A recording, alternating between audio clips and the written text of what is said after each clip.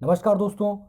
Rajasthan high court stenographer के इस video में आपका बहुत बहुत स्वागत है। इस वीडियो के अंदर हम इन 10 पॉइंट के बारे में बात करेंगे और नोटिफिकेशन को विस्तार से समझेंगे। मेरा नाम है पवन और आप देख रहे हैं ईगल्स आई एकेडमी। तो चलिए शुरू करते हैं। तो सबसे पहले तो देखो, मैं आपका टाइम वेस्ट नहीं करूंगा। जो नोटिफिकेशन आपने ढंग से पढ़ लिया है उसकी थोड़ा सा ऐसे सोच लो कि रिवीजन मार रहे हैं। तो पहला जनरल इंस्ट्रक्शन के बारे में बात कर रहे हैं कि आपको अपना एडमिट कार्ड इस वेबसाइट से डाउनलोड करना है, जो अभी तक आपने आराम से डाउनलोड कर लिया होगा। ठीक है, अगर आपको कोई दिक्कत आ रही है तो आप मेरे को फ़ोन करके पूछ सकते हैं। ठीक है, इसमें लिखा हुआ है नेक्स्ट सेकंड पॉइंट के अंदर, ये जो नोटिफिकेशन है आप अपने फ़ोन के अंदर ऑफिशियल नोटिफिकेशन ओपन करके देख लो। उसका एक एक point as it is type किया हुआ है। ऐसा नहीं कि मैंने अपनी तरफ से कुछ भी इसमें कुछ ऐड किया या कुछ घटाया है। तो एडमिट कार्ड आपको वहां पे लेके जाना ज़रूरी है। सेकंड पॉइंट यही कहता है।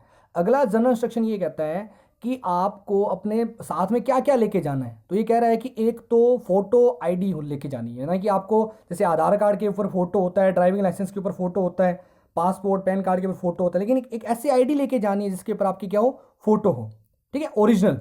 और उसी ओरिजिनल आईडी की आपको एक फोटो कॉपी निकालनी है, जीरोस कॉपी निकालनी है, और उस फोटो कॉपी पे आप अपने रोल नंबर लिख देना। ठीक है, यानी कि एक आईडी, आईडी के साथ में उसी आईडी की फोटोकॉपी और फोटोकॉपी के ऊपर आपके रोल नंबर, और एक लेके जानी है आपको अपनी पासपोर्ट साइज कलर्ड फोटो। ठीक है, ये तीन चीजें आपको साथ में लेके जानी है। अगला इंस्ट्रक्शन क्या कहता है, जनरल इंस्ट्रक्शन है, candidate shell reach the examination. अब आपको टाइम पर क्या करना है, वहां पे पहुंचना है। अगर आप लेट होते हो तो सेंटर इसका कोई जिम्मेदार नहीं होगा। ठीक है, तो आपको आपके कॉल लेटर में जो टाइम दे रखा है उस टाइम के हिसाब से आपको क्या करना है, पहुंचना है। इसमें यही लिखा हुआ है, मैं आपको ज़्यादा टाइम वेस्ट नहीं करूंगा। नेक्स्ट लिखा हुआ है कि आप उसी सीट पे बैठोगे जहां पे आपके रोल नंबर लिखे हुए हैं। यानी आपका जो एडमिट कार्ड है उस एडमिट कार्ड के ऊपर रोल नंबर चेक करना, और आपके जो कंप्यूटर टेबल आपको बता रखी है उसी टेबल पे जाके आपको बैठना है। ठीक है, नेक्स्ट इंस्ट्रक्शन क्या कहता है कि अगर आप ये कहते हो कि मेरा सेंटर चेंज कर दो या डेट चेंज कर दो, तो ये कह रहे हैं कि हम किसी भी चांस में चेंज नहीं करेंगे। नेक्स्ट कहता है कि आपको एक शॉर्ट एंड डायरी दी जाएगी वहां पे, है ना। उस शॉर्ट एंड डायरी पे जहां जहां पे ज़रूरत इंफॉर्मेशन है, जैसे कि आपका रोल नंबर, आपका नाम, या जो भी शॉर्ट एंड पे, शॉर्ट एंड की जो डायरी है उसके ऊपर जो जो इन्फॉर्मेशन मांगी है उसको आपको फिल करनी है। ठीक है ना, हर चीज़ को ध्यान से फिल करना। आपकी लाइफ का, आपके फ्यूचर का सवाल है दोस्तों, इसलिए बड़े ही ध्यान से करना। अगला इंस्ट्रक्शन कहता है कि एक बार जब आप एग्जामिनेशन हॉल में पहुंच गए तो आपको बाहर जाने नहीं दिया जाएगा जब तक कि एग्जाम कंप्लीट नहीं हो जाता, है ना। आपका टाइम वेस्ट नहीं करूंगा, फटाफट समझा देता हूं जो भी है। और ये कह रहा है कि आप कोई फ़ोन वगैरह, बैग वगैरह लेके जाओगे तो उसकी पूरी जिम्मेदारी आपकी होगी। आप, हम एग्ज़ाम देने जाते हैं तो आपने देखा होगा कई स्कूल के जो सेंटर में क्या होता है, एक रूम होता है, वहाँ पे अपने बैग और फ़ोन रख लिए जाते हैं। लेकिन ये कहते हैं हम नहीं रखेंगे आपका बैग वगैरह, इसलिए आप अपने हिसाब से देख लेना कि बैग वगैरह लेके आते हो, फ़ोन लेके जाते हो तो सेंटर में आपको रखने नहीं दिया जाएगा। नेक्स्ट जनरल इंस्ट्रक्शन क्या कहता है कि आपको कोरोना नियमों का पालन करना है। यानी कि आपके साथ में क्या होना चाहिए, एक मास्क होना चाहिए, और आपका जो हैंड सैनिटाइजर है, छोटी बोतल है, वो साथ में रख लेना, और सोशल डिस्टेंसिंग का पालन करना। बोतल वो अंदर लेके जाने दें तब तो ठीक ठीक है, अदरवाइज कोई दिक्कत नहीं है। और कोरोना सर्टिफिकेट लेके जाना नहीं लेके जाना है वो वीडियो के बीच में मैंने बता रखा है, तो कंप्लीट वीडियो को देखते रहें। नेक्स्ट इंस्ट्रक्शन क्या कहता है कि अगर आप एग्जामिनेशन हॉल के अंदर जो इन्विजिलेटर है उसके साथ में या नोडल ऑफिसर के साथ में अगर आप कोई बदतमीजी करते हो या आप कोई भी इंस्ट्रक्शन को वायलेट करते हो तो मतलब आपके खिलाफ कार्रवाई हो सकती है। तो ये है कि भाई आपको वहाँ पे बदमाशी नहीं करनी है, ढंग से पेपर दे के आना है। अगला इंस्ट्रक्शन कहता है कि आपको कोई टीए डीए नहीं दिया जाएगा। भाई पहले भी नहीं देते थे, अब क्या अलग से देंगे। कोई टीए डीए नहीं मिलता, अपनी जेब से पैसा भर के एग्जाम देने जाना है। अब पढ़ते हैं शॉर्ट एंड टेस्ट के बारे में कि शॉर्ट एंड आपकी कैसे होगी। देखो इसके बारे में मेरे को जितना नॉलेज है मैं केवल उतना ही बोलूंगा, ज़्यादा ज्ञान यहाँ पे मैं नहीं दूंगा। आपके जो आसपास में जो टीचर है ना, आप उन पे विश्वास करो। टीचर कभी ये नहीं चाहता है कि आप फेल हो जाओ, वो कभी नहीं चाहता है। वो आपको जो इंस्ट्रक्शन बता रहा है, जो आपको समझा रहा है, वो आपके फायदे के लिए समझा रहा है। इसलिए आपके जो टीचर है उन पे फेथ रखो फ्रेंड्स, है ना। तो पहला क्या कहता है ये कि भाई आप अपनी सीट पे जाके बैठोगे, जिस सीट पे आपका रोल नंबर लगा हुआ है उसी सीट पे कंप्यूटर टेबल पे जाके आप बैठोगे। अगला कहता है कि भाई आपको क्या है इंस्ट्रक्शन, या तो वहाँ पे जो खड़ा है बंदा इन्विजिलेटर वो देगा, या ऑडियो सिस्टम यानी स्पीकर लगेंगे उनसे आपको मिल सकते हैं इंस्ट्रक्शन। अगला कहता है कि एक बार एग्जाम में आप पहुंच गए, एग्जाम रूम के अंदर एंटर कर गए, कंप्यूटर लैब में एंटर कर गए, तो आपको बाहर नहीं जाना है जब तक कंप्लीट प्रोसेस नहीं हो जाती। अगला इंस्ट्रक्शन कहता है, ये देखो इंपॉर्टेंट है अपने लिए, कि आप अपने कंप्यूटर के जो पेरिफल्स हैं, पेरिफल्स यानी कि आपके कंप्यूटर का जो कीबोर्ड है, जो स्क्रीन है, वो सही ढंग से आपको दिख रही कि नहीं दिख रही है, माउस सही ढंग से काम कर रहा है नहीं कर रहा है, तो इन सब के बाद लिए आपको चेक करना पड़ेगा। तो वहां पर ये कह रहा है कि एक आइकन होगा, है ना, उस आइकन का नाम होगा पेरिफल्स चेक। कोई और भी आइकन हो सकता है, लेकिन मतलब नाम होगा पेरिफल चेक, एक आइकन होगा, जैसे अपने माई कंप्यूटर आइकन होता है वैसे। तो उस आइकन पे आपको क्या करना है, क्लिक करना है, वो डेस्कटॉप पे अवेलेबल होगा। ये साफ कह रहा है डेस्कटॉप पे एक पेरिफल चेक का एक आइकन होगा, उस पर क्या करना है, आपको क्लिक करना है। क्लिक करने के बाद में आप जो टाइप करना चाहते हो वो टाइप करो और चेक करो कि आपका माउस है, आपका कंप्यूटर है, जो आपका कीबोर्ड है, वो सही ढंग से काम कर रहा है कि नहीं कर रहा है। यानी आप कंप्यूटर पे बैठोगे, डेस्कटॉप पे आपको मिलेगा एक आइकन, जिस आइकन पे लिखा होगा पेरिफल चेक। आपको जो इन्सुलेटर है ना, वो क्लियर बता देगा, आपको टेंशन लेने की जरूरत नहीं है, लेकिन फिर भी आपको नॉलेज होना चाहिए। अब पूरे कंप्यूटर की जो आप है जांच करोगे कि वो सही ढंग से वर्किंग मोड पे है या नहीं है। ठीक है, नेक्स्ट प्रोसीजर क्या है शॉर्ट हैंड की, कि अगर आपको लगता है कि कोई भी पेरिफल है, जैसे कीबोर्ड है या माउस है, अगर काम नहीं कर रहा है, तो आप क्या करोगे, इसको बदलने के लिए इन्विजिलेटर से बोलोगे कि प्लीज़ सर मेरा माउस काम नहीं कर रहा है। वहाँ पर एकदम शांत मत बैठे रहना, आराम से खड़े होकर बोल देना। ठीक है, और अगर आपको लगता है कि हाँ भाई ये देखो साफ कह रहा है कि आपको चिल्लाना नहीं है, किसी को डिस्टर्ब नहीं करना है, और आपको चेंज रिप्लेसमेंट कर दिया जाएगा आराम से, कोई दिक्कत नहीं है। अगर इन्विजिलेटर वहाँ पे चेंज नहीं करता है, तो वहाँ पे देखो हाई कोर्ट का कोई बंदा सर्वर के पास में बैठा रहेगा, हाई कोर्ट के जज वगैरह, हाई कोर्ट के जो एम्प्लॉयज़ वगैरह हैं वो वहाँ पे अवेलेबल रहेंगे। आप उनको प्यार से जाके बोल देना, वो बिल्कुल चेंज कर देंगे। हो सकता है कि वो जो एग्जामिनेशन सेंटर वाला वो चेंज ना करे, तो आप वहाँ से जाके बोल के चेंज करवा सकते हो। आफ्टर चेकिंग द पेरिफल्स, जब आपने पूरे पेरिफल्स क्या कर लिए, चेक कर लिए, तो उसी आइकन जो आपने खोला था पेरिफल्स आइकन के नाम से, है ना, उसी आइकन के लिखा हुआ क्लोज बटन, उसको बंद कर दें। मतलब वो चेक करने के लिए कंप्लीटली आराम से आपने चेक कर लिया कि हाँ भाई मेरे कंप्यूटर में सारे सही ढंग से काम कर रहे हैं। अगला इंस्ट्रक्शन है कि जब आपको फाइनल शॉर्ट एंड पैसेज, यानी कि जो आपको मेन पैसेज है, जिसके पैसेज के बेस पे आपका सिलेक्शन होगा, उस पैसेज से ठीक पहले आपको एक ट्रायल पैसेज बोला जाएगा। ट्रायल होता है ना जिसको, मतलब जिसके कोई मार्क्स वगैरह कुछ नहीं होते, ऐसे ट्रायल बोला जाएगा, ताकि आप थोड़े, आपको पता लग जाए कि हाँ वो कैसे बोल रहा है, ऑडियो सिस्टम में क्या बोल रहा है, थोड़ा सा आप उसे हैबिचुअल हो जाओ। तो एक ट्रायल पैसेज क्या करेगा, वो बोलेगा। उस ट्रायल पैसेज के बाद में क्या करेगा, वो उसी स्पीड से फाइनल पैसेज को बोलेगा। अगला कहता है कि ट्रायल पैसेज को आपको ट्रांसक्राइब करने की जरूरत नहीं है, आपको उसको आपने स्टेनो में लिख लिया, उसको वापस से ट्रांसलेट करने की जरूरत नहीं है, ये कह रहा है। अगला है कि 5 मिनट का आपको गैप मिलेगा, जब ट्रायल पैसेज बोल देगा तो आपको 5 मिनट तक रेस्ट मिलेगा, कि हाँ वो कैसे बोलेगा अपने माइंड में सेट कर लो। और उसके बाद में 6 मिनट तक क्या चलेगा, फाइनल पैसेज बोला जाएगा। और ये जो 5 मिनट का गैप है, इससे पहले जो बोला गया था ट्रायल पैसेज, उसको ट्रांसक्राइब करने की कोई जरूरत नहीं है। अगली शॉर्ट हैंड की प्रोसीजर क्या है कि उसके बाद में कैंडिडेट को लॉगिन करना पड़ेगा प्रोग्राम के अंदर। मैंने कहा ना, जो सारा आपका जो काम है वो सारा सारा प्रोग्राम के अंदर होगा। ठीक है, तो प्रोग्राम के अंदर आपको क्या करना पड़ेगा, लॉगिन करना पड़ेगा। Candidate shall login the program for transcription immediately after the final passage dictated, यानी कि जब फाइनल पैसेज बोल दिया जाता है, आफ्टर दैट आपको प्रोग्राम में लॉगिन किया जाएगा। तो उसके लिए आपको इन्विजिलेटर क्या कर देगा, बोल देगा, और उसके बाद में उसको अंदर आपको क्या करना है, ट्रांसक्राइब करना है। Do not and star translate the trial passage. और आप क्या कर सकते हो कि उनसे पूछ सकते हो कि क्या इसमें हम ट्रायल पैसेज क्या करें, टाइप करके चेक करें कि नहीं चेक करें। अगर आप विश फैमिलियर हो जाते हो उस प्रोग्राम के कि हाँ भाई मेरे को कोई दिक्कत नहीं इसमें टाइप करने में, तब आप क्या करोगे, 2 मिनट का आपको टाइम मिलेगा। यानी कि फाइनल पैसेज बोला गया, फाइनल पैसेज बोलने के बाद में आपको लॉगिन करवाएगा इन्विजिलेटर कि हाँ भाई अपने कंप्यूटर में लॉगिन करो। आप जब लॉगिन कर लोगे तो आपको 2 मिनट मिलेंगे कि हाँ भाई आप उस सॉफ्टवेयर को चेक कर सको कि उसमें कैसे टाइप हो रहा है, क्या टाइप हो रहा है। आफ्टर 2 मिनट क्या होगा, 2 minute time shall be allowed to translate the trial passage. आपको कितना टाइम मिलेगा, ट्रायल पैसेज जिसके नंबर नहीं जोड़ेंगे, 2 मिनट मिलेंगे चेक करने के लिए।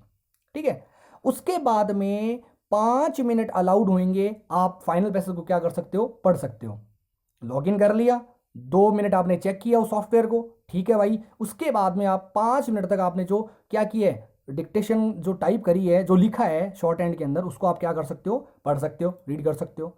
अब क्या है कि अब आपको मिलेंगे 50 मिनट, और उस 50 मिनट के अंदर आपको क्या करना है, जो आपने 6 मिनट में उसने बोला था और 5 मिनट आपने उसको पढ़ा था, उसको 50 मिनट के अंदर अंदर क्या कर दो, आप उसको टाइप कर दो। चीज़ आई होप आप क्लियर बोल रहा हूँ मैं, तो आपको समझ में आ रहा होगा। फिर भी अगर आपको कुछ कन्फ्यूजन हो रही है तो सॉरी फ्रेंड्स, मैं पूरी कोशिश कर रहा हूँ समझाने की।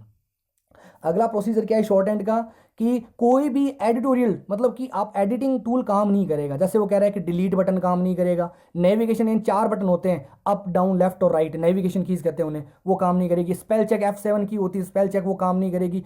ऑटो करेक्ट नहीं होगा, कई बार हम COOL कूल लिखते हैं तो ऑटोमेटिक COOL कूल हो जाता है, इसलिए इसको बंद करके रखते हैं, क्योंकि हिंदी में फिर वो शे वाली दिक्कत आती है। आपके घर में कंप्यूटर में जो आप कई कई कंप्यूटर में, सबके नहीं, कई कंप्यूटर में आपने देखा होगा कि आप जब षटकोण वाला शे लिखते हैं तो वो गायब हो जाता है, Ctrl Z से आता है, तो वहां पे ऐसी प्रॉब्लम नहीं होगी, क्योंकि ऑटो करेक्ट वहां पे क्या रहेगा, बंद रहेगा। ठीक है ना।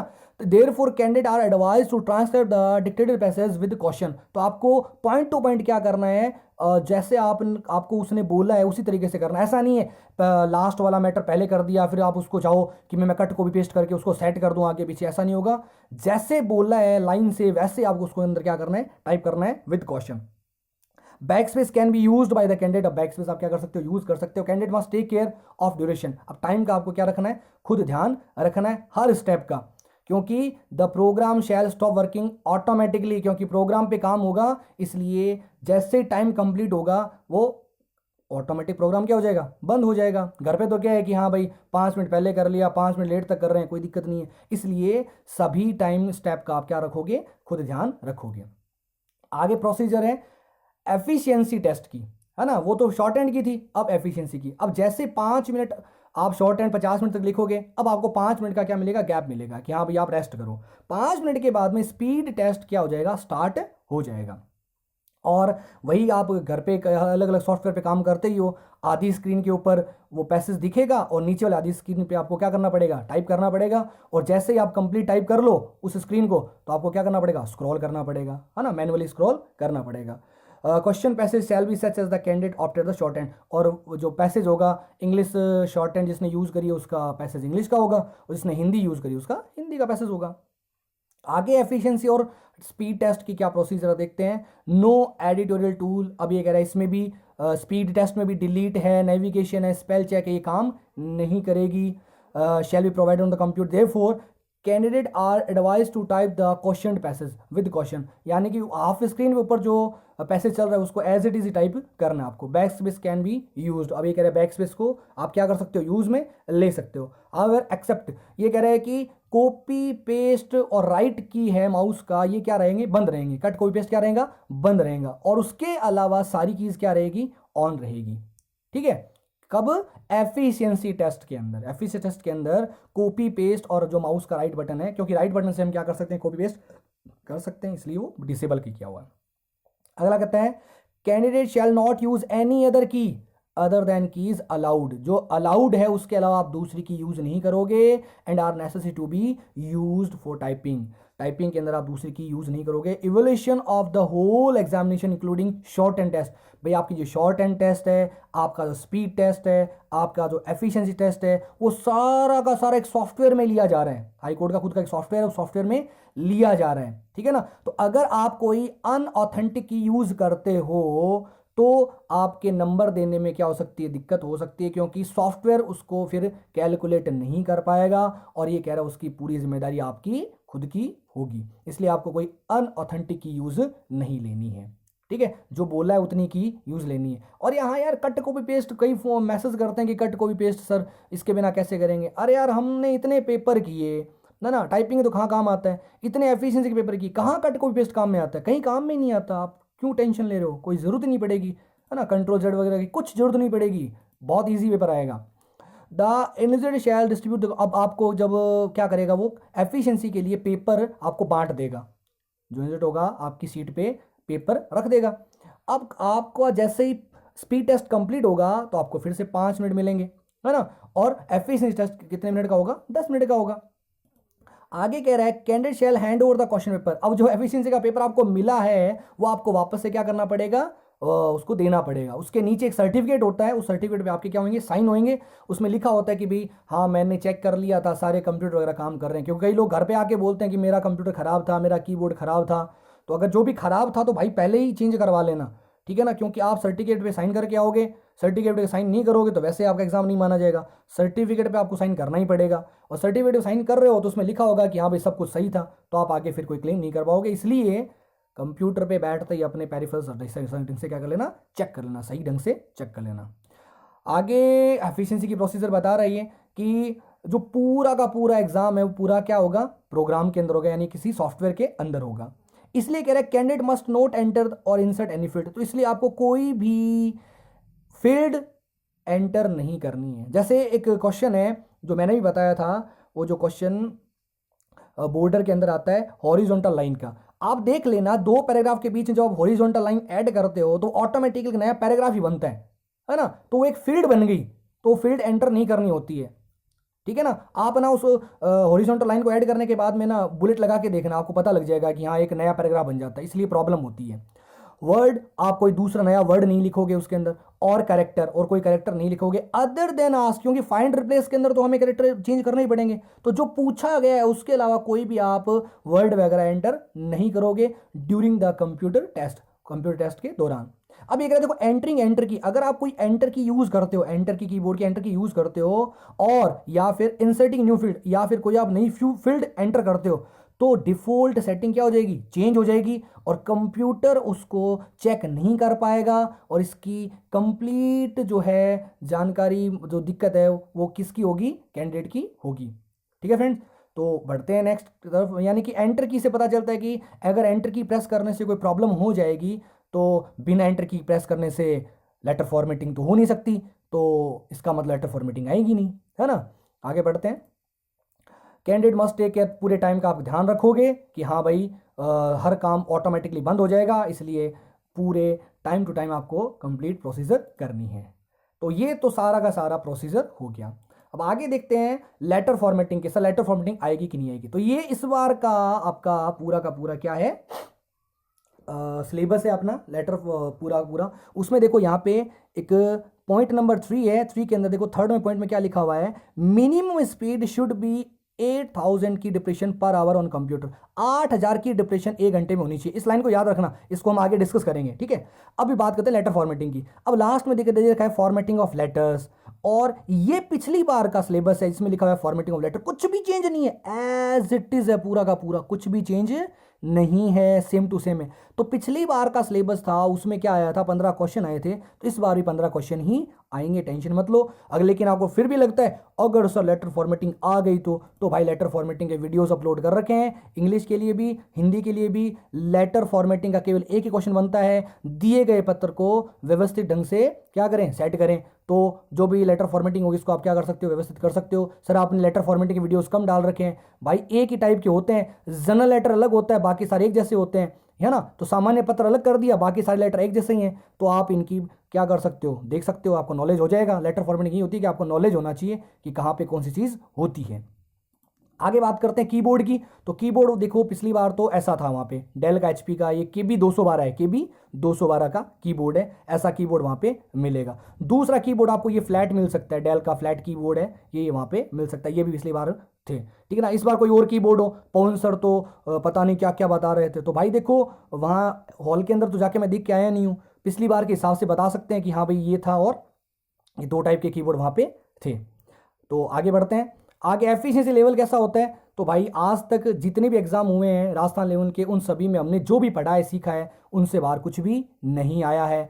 और मैं तो बता रहा हूँ क्लियर कि हमने जो एफिशिएंसी करी है ना वो डीप ही करी है, इससे भी इजी जो क्वेश्चन है एग्जाम में आते हैं। और मेरे से जितना हो पाया फ्रेंड्स उतना मैंने किया, मैंने अपना 100% दिया है। और मैं भी एक इंसान हूँ, अगर मेरे के वीडियो बनाते समय और कुछ गलती हो गई हो तो सॉरी फ्रेंड्स। गलती मतलब ये है कि मैंने जो सिखाया उसमें कुछ गलत नहीं पढ़ाया मैंने, लेकिन हाँ ऐसा कोई क्वेश्चन जो अपने जो पढ़ा है उससे बाहर पूछ ले और फिर आप मैसेज करो नीचे कि सर आपने हमें ख़राब कर दिया, तो उसके लिए मैं अभी से आपको माफ़ी चाहता हूँ, क्योंकि मैं भी इंसान हूँ, तो मुझे पता नहीं है कि वहाँ पे क्या आ रहा है क्या नहीं आ रहा है। पिछले जितने भी एग्ज़ाम हुए हैं उनके हिसाब से और इनका जो सिलेबस है हाई कोर्ट का, उस सिलेबस के अकॉर्डिंग मैं कहता हूँ कि जितना पढ़ा है वो मोर देन सफिशिएंट है, सफिशिएंट से भी ज़्यादा है, इससे बाहर नहीं आता।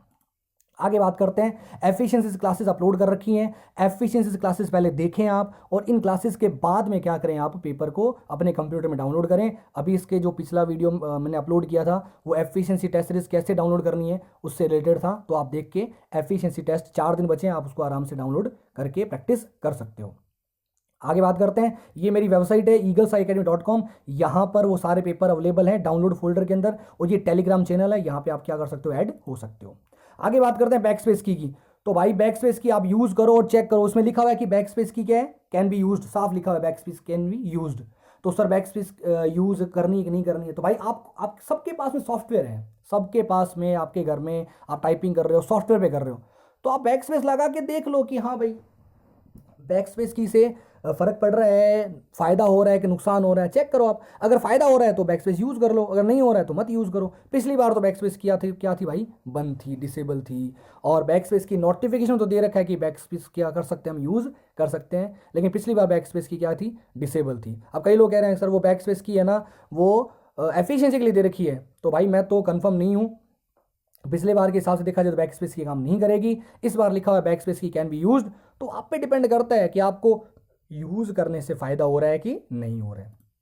आगे बात करते हैं, कोरोना नेगेटिव सर्टिफिकेट लेके जाना है कि नहीं लेके जाना है। तो देखो ये वन इंडिया की न्यूज़ है, अभी लेटेस्ट न्यूज़ है 29 मार्च की, आज 29 मार्च ही है ना, 29 मार्च की ये न्यूज़ है। इसमें लिखा हुआ है list of state that have made negative RT-PCR test mandatory, कि आप इस स्टेट में जाओगे तो आपको ये मैंडेटरी है। तो Rajasthan government made it mandatory for people coming from Punjab, Haryana, MP and Gujarat to furnish a COVID-19 negative report on arrival in the state. अगर आपको राजस्थान में एंटर करना है तो आपके पास में कोरोना नेगेटिव रिपोर्ट होनी चाहिए। तो ये वन इंडिया की न्यूज़ है, इसमें क्लियर दे रखा है कि भाई आपके पास में रिपोर्ट होनी चाहिए। ये हिंदुस्तान टाइम्स की जो डेट है 6 मार्च की, इसमें भी दे रखा है कि भाई राजस्थान में अगर आपको आना है तो नेगेटिव कोविड रिपोर्ट लेके आनी पड़ेगी, और इसमें ये भी लिखा हुआ है कि 72 घंटे से पुरानी नहीं होनी चाहिए।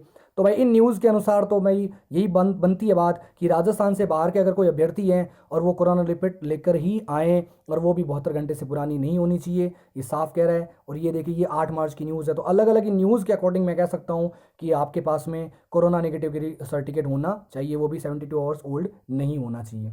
ठीक है फ्रेंड्स, इन न्यूज़ के अकॉर्डिंग ही कह सकते हैं हम लोग। आगे बात करते हैं EWS का। तो भाई EWS का जो भी बात है ना, वो सारी की सारी क्या है, सरकार और हाई कोर्ट पे डिपेंड करती है, इसमें हम कुछ नहीं कर सकते। अगर गवर्नमेंट कह देती है कि भाई ये नियम लागू होगा, तो भाई ये तो टेंशन की बात है, एग्जाम आगे जा सकता है, ठीक है ना। लेकिन आप मुझे ये बताओ कि यदि ये परीक्षा आगे चली जाती है तो आप क्या करोगे, प्रिपरेशन छोड़ दोगे? अगर आप प्रिपरेशन छोड़ दोगे तो कोई बाजी और ही मार ले जाएगा। इसलिए इन बातों पे बिल्कुल फ़र्क पड़ता है। मेरे को पता है कि जो एग्ज़ाम देता है और इस तरीके की न्यूज़ आती है कि सर एग्ज़ाम आगे जाएगा, तो टेंशन होती है, बहुत टेंशन होती है, पता है मुझे। लेकिन फिर भी फ्रेंड्स, इस टेंशन के पीछे हम लोग क्या नहीं कर सकते, अपनी प्रिपरेशन नहीं छोड़ सकते। अगर छोड़ दोगे तो यही है, कोई नया बंदा जो तैयार कर रहा है, प्रिपरेशन कर रहा है, वो आपसे आगे निकल जाएगा, आप हाथ पे हाथ धरे बैठे रह जाओगे। इसलिए ऐसा नहीं है कि अब जो नए बंदे वो सोच रहे हैं कि अच्छा पवन सर तो हमारे खिलाफ बोल रहे हैं, ऐसा नहीं है भाई। मैं सबके लिए पॉजिटिव बोल रहा हूँ, लेकिन मैं कहता हूँ भी सारे प्रिपरेशन करते रहो, ठीक है ना। आपका काम केवल प्रिपरेशन करना है, बाकी जो होता है वो होने दो, ठीक है। जो अपना 100% देगा उसका सिलेक्शन हो जाएगा, टेंशन नहीं लेनी है। अब ये स्पीड वाला लफड़ा सर क्या है, ये ग्रोथ स्पीड क्या है, नेट स्पीड क्या है, एक्यूरेसी क्या है, इसके लिए लोगों ने अलग अलग वीडियोस भी बना दी हैं। मेरे को जितना समझ में आया है ना, वो मैं आपको बात बताता हूँ। तो ग्रोथ स्पीड, एक्यूरेसी और नेट स्पीड का क्या लफड़ा है, देखिए मान लीजिए आपकी ग्रोथ स्पीड क्या है, 80 है, सर हो ही नहीं सकता भाई। मैंने देखे हैं, मेरे सामने ऐसे बंदे देखे हैं जिनकी 80 से 85 तक मैंने ग्रोथ स्पीड देख रखी है, ठीक है। तो अगर कोई कहता है आपको कि हाँ भाई 60 से ऊपर किसी की स्पीड हो ही नहीं सकती, तो भाई मैं क्या है, उस व्हाट्सएप पे मेरे से बात कर लेना, मैं उसको स्क्रीनशॉट भेज दूंगा कि हाँ भाई ग्रोथ स्पीड 80 से ऊपर भी जाती है। और एक्यूरेसी उस बंदे की 91.5% है, तो नेट स्पीड उसकी कितनी होगी, 74 हो गई, ठीक है। तो ग्रोथ स्पीड का कोई मैटर नहीं है, एक्यूरेसी का कोई मैटर नहीं है, नेट स्पीड का मैटर है। आपकी जो नेट स्पीड आ रही है, ग्रोथ स्पीड आपने 80 से लिखी और आपने इतने वर्ड ही सही लिखे, बाकी वर्ड क्या थे आपके, गलत थे। तो गलत थे वो वर्ड क्या कर दिए, लेस कर दिए, बची क्या, नेट स्पीड। तो आपको नंबर नेट स्पीड के मिलेंगे। तो सर एक्यूरेसी का कोई लफड़ा नहीं, क्या, देखो लफड़ा है एक्यूरेसी का। क्या लफड़ा है, अगर एक्यूरेसी कम होगी आपकी, देखो ग्रॉस आपकी कितनी है, 80 है, अगर आपकी एक्यूरेसी 90 से भी कम होती है तो नेट स्पीड ऑटोमेटिक क्या हो जाएगी आपकी, और कम हो जाएगी। और नेट स्पीड कम हो जाएगी तो नंबर आपके ऑटोमेटिक क्या हो जाएंगे, और कम हो जाएंगे। तो एक्यूरेसी का यही मैटर है बस, कि ग्रॉस स्पीड और नेट स्पीड अगर मेरी मानो आप, तो 5 से 10 से ज़्यादा गैप कभी नहीं होना चाहिए ग्रॉस और नेट स्पीड से। और ये गैप कब कम होगा, जब आपकी एक्यूरेसी क्या होगी, अच्छी होगी। आई होप आपको समझ में आ रहा होगा, है ना। ना ग्रॉस स्पीड का मैटर है ना एक्यूरेसी का मैटर है, मैटर सिर्फ नेट स्पीड का है। तो एक्यूरेसी क्या मैटर करती है, आपकी ग्रोस 80 होने के बाद भी अगर आपकी एक्यूरेसी 80 ही है तो आपकी नेट स्पीड और कम हो जाएगी। आपकी नेट स्पीड अगर और कम हो जाएगी तो ऑब्वियस थिंग आपके नंबर भी क्या हो जाएंगे, कम हो जाएंगे। तो एक्यूरेसी का ये मैटर करते हैं। तो नंबर आपको नेट स्पीड से मिलेंगे और नेगेटिव है नहीं, ऐसा नहीं कि आपने जो गलत मैटर टाइप किया उसके नेगेटिव मार्किंग करेंगे, नेगेटिव मार्किंग नहीं है। तो मेरे हिसाब से आपको समझ में आ गया होगा। बाकी देखो अब क्या कर सकते हैं। अब इसमें आपको नेट स्पीड के क्या मिलेंगे, मार्क्स मिलेंगे। नेट स्पीड के मार्क्स मिलेंगे, ना ग्रोस के ना एक्यूरेसी के। नंबर किसके मिलेंगे, नेट स्पीड के। आगे जो ग्रोस स्पीड है ना, उसमें से आपने जो गलतियां की उनको निकाल कर जो सही से मैटर आपने टाइप किया है, उस सही मैटर के आपको क्या मिलेंगे, मार्क्स मिलेंगे। यानी कि नेट स्पीड के आपको क्या मिलेंगे, मार्क्स मिलेंगे। और नेगेटिव मार्किंग नहीं है, यानी कि जो मैटर आपने गलत टाइप किया है उसके अलग से मार्क्स काटे नहीं जाएंगे। जितना मैटर आपने सही टाइप किया है उसके आपको नंबर मिल जाएंगे। ठीक है। स्पीड टेस्ट के बारे में और क्या बात करते हैं। तो स्पीड टेस्ट के बारे में एक भाई ने मेरे को मतलब मैसेज भी किया था कि सर कहाँ लिखा हुआ है कि इतनी स्पीड चाहिए, 70 की स्पीड से नंबर पूरे मिलेंगे, 60 के ऊपर पूरे नंबर मिलेंगे। तो अभी मैंने आपको देखो, अभी नोटिफिकेशन था उसका, मैंने आपको गति एवं दक्षता आयोजन विधि का जो 3rd पॉइंट था वो मैंने आपको कहा था याद रखना, है ना। उसमें क्या लिखा हुआ था, मिनिमम स्पीड शुड बी 8000 की depression per hour on computer. आपके कंप्यूटर में स्पीड कितनी होनी चाहिए, इसने साफ लिखा है सिलेबस के अंदर आपके, 8000 की डिप्रेशन 1 घंटे में होने ही चाहिए। इस पॉइंट में साफ साफ लिखा हुआ है कि आपकी मिनिमम स्पीड कितनी होनी चाहिए, 8000 की इस डिप्रेशन प्रति घंटा होनी चाहिए। तो अब क्या करना है, अब आपको बस अपने कैलकुलेटर से क्या करनी है, कैलकुलेशन करनी है और आपको पता लग जाएगा, है ना। 8000 की डिप्रेशन कितने, 1 घंटे में, 1 घंटे में 60 मिनट होते हैं। और मैंने इसको 5 से भाग दिया। सर 5 से भाग क्यों दिया, 5 से भाग इसलिए दिया क्योंकि 5 की डिप्रेशन का क्या बनता है, एक वर्ड बनता है। तो इसका आंसर आएगा 26.66, यानी 27 WPM बन गई। यानी आपको मिनिमम स्पीड कितनी चाहिए, 27 की स्पीड चाहिए, जिससे आपका क्या हो जाएगा, पेपर क्वालिफाई हो जाएगा। क्वालिफाई यानी आप एग्जाम में रहोगे, क्वालिफाई 27 की स्पीड से, मेरिट में नहीं आओगे, 27 की स्पीड से आप क्वालिफाई हो पाओगे। ठीक है ना। इसको अलग अलग करते हैं। 8000 को 60 से भाग दिया तो 133.33 हो गया। इसको मैंने 134 मान लिया। इसको 134 की डिप्रेशन है, इसको मैंने 5 से भाग दे दिया ताकि वो WPM बन जाए। 26.66 सेम ही है। और 27 WPM की स्पीड आपको मिनिमम चाहिए। अब देखो इसका अर्थ ये है कि 27 की स्पीड से 22.5 नंबर मिलेंगे। 22.5 नंबर कितने की स्पीड से, 27 की स्पीड से। आपके नोटिफिकेशन साफ दे रखा है कि मिनिमम मार्क्स आपके 22.5 आने चाहिए। और ये लाइन लिखी हुई है कि 8000 की डिप्रेशन होनी चाहिए मिनिमम। तो 8000 से निकला 27 की स्पीड और 22.5, यानी 27 की स्पीड से आप टाइप करते हो तो आपके नंबर कितने होंगे, 22.5 होंगे। अब इसको डबल कर लो, 27 का डबल कितना होता है, 54 होता है। तो 54 की स्पीड से आपको नंबर कितने मिलेंगे, 45। इसको डबल करते हैं तो कितने हो जाएंगे, 45। 54 की स्पीड से कितने मिलेंगे, 45 ही। और बाकी के 5 नंबर निकालने के लिए आपको क्या चाहिए, 10 की स्पीड और चाहिए। हम यही तो कह रहे हैं 65 से आपको स्पीड चाहिए। नॉर्मल सी कैलकुलेशन है, फिर भी आप टेंशन ले रहे हो। और मैं कह रहा हूं कि स्पीड लोगों की है, 60 से ऊपर स्पीड है। तो आप इन वहम में मत रहो कि स्पीड नहीं है। ठीक है ना। तो मेरे हिसाब से आपको इस कैलकुलेशन से बिल्कुल क्लियर हुआ होगा। अब प्रॉब्लम क्या है कि आप वही सुनना चाहते हो जो आपके मन में है। अब कई स्टूडेंट क्या करेंगे कि उनके मन में कुछ और था और मैंने ये कैलकुलेशन को बताई है ना, ये ऑथेंटिक कैलकुलेशन है, कुछ भी गलत नहीं है इसके अंदर। ठीक है। तो वो क्या करेंगे, वीडियो को डिसलाइक करेंगे और नीचे कमेंट भी कर सकते हैं कि सर क्यों बेवकूफ़ बना रहे हो। तो भाई कुछ बेवकूफ़ नहीं बना रहा, ये सारी कैलकुलेशन आपके सामने पड़ी हुई है। वापस से रिपीट करके इसको सुन लेना कि मैंने क्या क्या कैलकुलेशन करी है। आगे बात करते हैं। आपके जनरल क्वेश्चन है, एल्ट कीज वर्ड्स नहीं आएंगे, बिल्कुल नहीं आएंगे एल्ट कीज वर्ड्स। ठीक है ना, क्योंकि एल्ट की जब यूज़ करते हैं ना तो सॉफ्टवेयर में हैंग या एरर होने की प्रॉब्लम होती है। इससे एल्ट कीज के वर्ड आते नहीं है और यूज़ करना नहीं है। कंट्रोल की भी यूज़ नहीं करनी है, साफ है। कई कहते हैं कंट्रोल जेड तो एग्जाम में ही पता चलता है कि वो काम करेगा या नहीं करेगा। लेकिन मैं तो कह रहा हूँ भाई कंट्रोल कीज काम मत लेना, क्योंकि एफिशिएंसी इतनी ईजी होती है कि कंट्रोल जेड को काम में लेना नहीं है। अगर आपने ढंग से, मैंने जैसा बताया वैसे अगर आप घर पे प्रैक्टिस कर रहे हो तो 5 मिनट में विद गारंटी आपकी एफिशिएंसी कंप्लीट हो जाएगी। आगे है कि ज़्यादा गलतियां होने से या 5% से अधिक गलतियां होने पर आपको सीधे फेल कर दिया जाएगा, बिल्कुल नहीं किया जाएगा। मेरिट लिस्ट बनेगी, मेरिट लिस्ट में जो टॉप के बंदे होंगे जितने उनको चाहिए उनको रख लेंगे, बाकी फेल माने जाएंगे, है ना। आपके जनरल क्वेश्चन और क्या है, कट ऑफ कितनी है। भाई मैं तो इस क्वेश्चन का बिल्कुल जवाब देना पसंद नहीं करता, कट ऑफ कितनी जाएगी, मुझे नॉलेज नहीं है कट ऑफ कितनी जाएगी, मैं बैठ के कैलकुलेशन नहीं करता हूँ। सर अभी आपने पिछली कैलकुलेशन करी है ना भाई, वो तो दे रखी है उन्होंने कैलकुलेशन 8,000 की डिप्रेशन वाली, तो वो तो मैंने कर ली, कट ऑफ की कैलकुलेशन नहीं आती मुझे, ठीक है। तो ये कट ऑफ का क्वेश्चन मेरे से प्लीज़ मत पूछा करो सर कट ऑफ कितनी जा सकती है, ठीक है ना। 430 के लगभग सीट है और फॉर्म आपको पता ही है 30,000 से ज़्यादा भरे गए हैं, तो अब देख लो आप कंपटीशन कितना बढ़िया है, तो उस कंपटीशन हिसाब से आप देख सकते हो कट ऑफ भी कितनी जाएगी।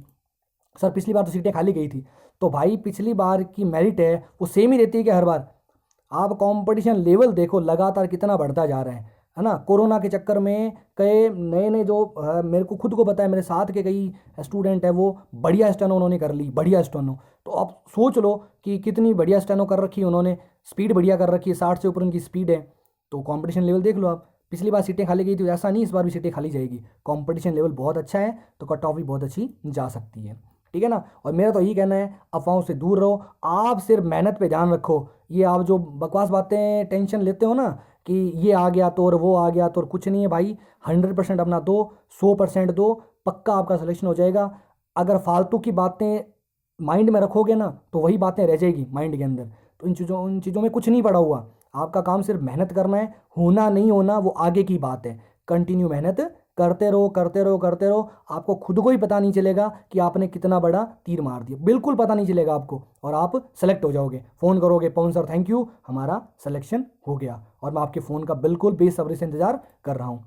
तो आई होप मैंने काफ़ी डाउट्स क्लियर करने की कोशिश की है, तो आपके डाउट्स क्लियर हुए होंगे, और अगर फिर भी कोई गलती रह गई है तो मैं हाथ जोड़ के आपसे माफ़ी चाहता हूँ कि मैं कम आपके जो डिज़ायर थी, जो आपकी इच्छा थी, मैं उसको कंप्लीट नहीं कर पाया, उसके लिए मैं तहे दिल से माफ़ी चाहता हूँ। Thank you so much friends, आपके द्वारा दिए गए सम्मान, प्यार और इज्जत के लिए आपका बहुत बहुत धन्यवाद।